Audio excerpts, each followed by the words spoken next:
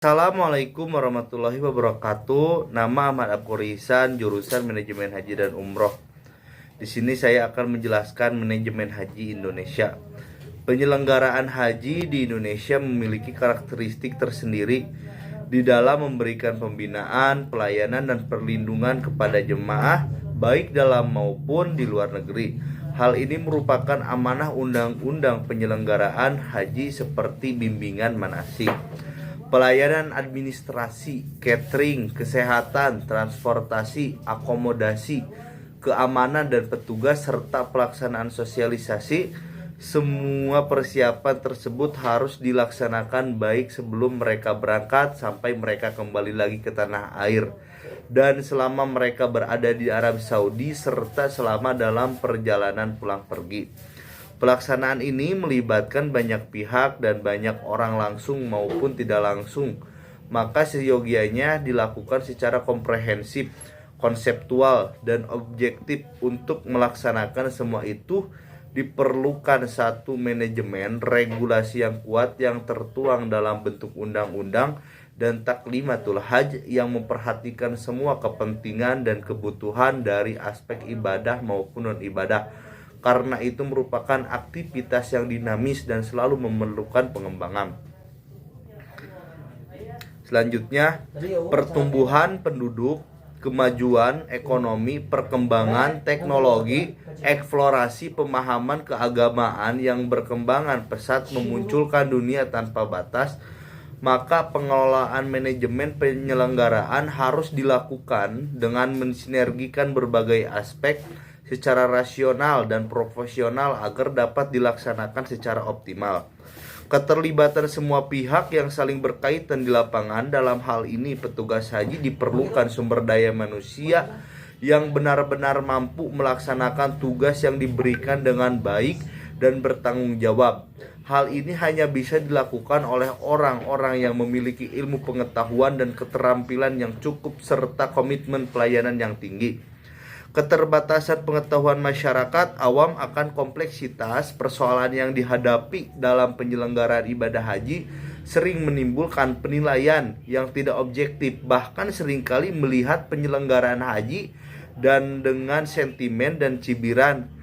Karena itu diperlukan penyebaran informasi yang luas dengan sistem sosialisasi yang masif, terutama dalam menyikapi kebijakan pemerintah Kerajaan Arab Saudi yang kadang tidak bisa kita ikuti perkembangannya. Berikut struktur Ditjen PHU. Berikut struktur PPIH. Selanjutnya, dimensi ibadah. Demi memenuhi panggilan Allah Subhanahu wa Ta'ala untuk mendapatkan ridhonya berkunjung ke Baitullah, maka seorang umat muslim sanggup mengorbankan apa saja untuk dapat melakukan beberapa amalan, antara lain wukuf, sa'i, tawaf, dan beberapa amalan lainnya di tempat dan waktu tertentu, yaitu Arab Saudi, Masjidil Haram, Arafah, Musdalifah, dan Mina pada tanggal 8 sampai 13 Zulhijjah setiap tahun disebut haji. Pada masa dahulu, pertama, haji merupakan kewajiban setiap umat muslim bagi yang mampu dan memenuhi syarat istita'ah sekali seumur hidup. Kedua, kewajiban negara memenuhi jaminan keamanan dalam perjalanan, akomodasi, transportasi, konsumsi, serta dukungan hubungan antara negara, khususnya antara Indonesia dan Arab Saudi. Dimensi sosial budaya. Haji merupakan dimensi religius secara inheren, melekat di setiap diri umat muslim yang tidak biasa melepaskan dari aspek-aspek non-religius yang membutuhkan jaminan keamanan, keselamatan, kelancaran yang sesuai dengan syariat. Oleh karenanya dia sangat melekat dengan dimensi sosial, budaya, ekonomi, dan politik. Berbeda dengan calon jemaah haji yang berasal dari kaum non-modernis yang terbiasa dengan kehidupan serba nyaman, tidak terbiasa dengan kesusahan, sehingga kondisi perjalanan haji jauh dari kenyamanan, bahkan melelahkan akibat dari perbedaan kondisi alam antara Arab Saudi dengan Indonesia, seperti kelembaban udara, Alam yang terjal, berpasir, bebatuan, dan tandus. Kondisi ini banyak dirasakan oleh banyak jamaah haji dari semua lapisan masyarakat sehingga mempengaruhi kondisi fisik dan mental para jamaah. Adapun dimensi ekonomi, sesuai dengan perkembangan ekonomi yang terus meningkat, hal ini juga mempengaruhi biaya penyelenggaraan ibadah haji. Perjalanan ibadah haji menempuh jarak yang sangat jauh, maka hampir 80% atau 60% seluruh biaya haji diperuntukkan untuk biaya transportasi dari transportasi dari Indonesia dan ke Arab Saudi. Namun animo masyarakat untuk menunaikan ibadah haji dari tahun ke tahun terus meningkat.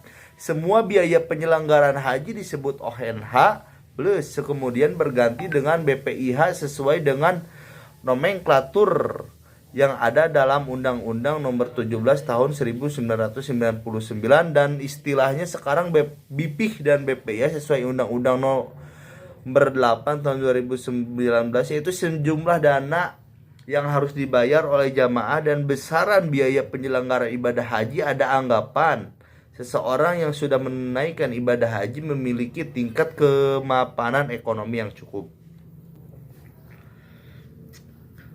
Pada mulanya biaya haji dibayar dengan rupiah sejak terjadi krisis keuangan tahun 1998. Terjadi jatuhnya nilai tukar rupiah, maka dibutuhkan subsidi yang sangat besar. Maka sejak tahun 2001 pembayaran BPIH nilai diperhitungkan dengan valuta asing US dollar kecuali untuk kebutuhan dalam negeri tetap dengan mata uang rupiah. Dalam memperhitungkan besaran BPIH sangat mempertimbangkan besaran harga tiket penerbangan, fluktuasi nilai tukar valuta asing, tingkat inflasi, kondisi ekonomi, dan perolehan hasil optimalisasi setoran awal BPIH jemaah. Sebelum terbitnya Undang-Undang Nomor 17 Tahun 1999, dana sisa operasional penyelenggaraan ibadah haji setiap tahun berjalan menjadi dana efisiensi disebut dana cadangan. Setelah terbitnya Undang-Undang Nomor 17 Tahun 1999 disebut dengan DAU yang kepentingannya untuk kepentingan umat berupa pelayanan haji, pendidikan, dakwah, kesehatan sosial, keagamaan, ekonomi, dan pembangunan sarana dan prasarana ibadah. Pada masa Menteri Agama Alamsyah, dana ini digunakan untuk pembangunan asrama haji, Pondok Gede, Sukolilo, Surabaya, Sudiang, Makassar, dan Polona, Medan. Dan pada masa Tarmiji Tahir dilanjutkan oleh Malik Fajar, digunakan antara lain rehabilitasi perguruan tinggi Islam dan pembangunan pendidikan Islam serta pembangunan wisma haji.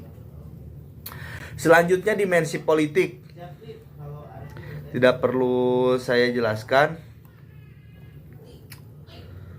Mungkin cukup sekian dari saya. Wassalamualaikum warahmatullahi wabarakatuh.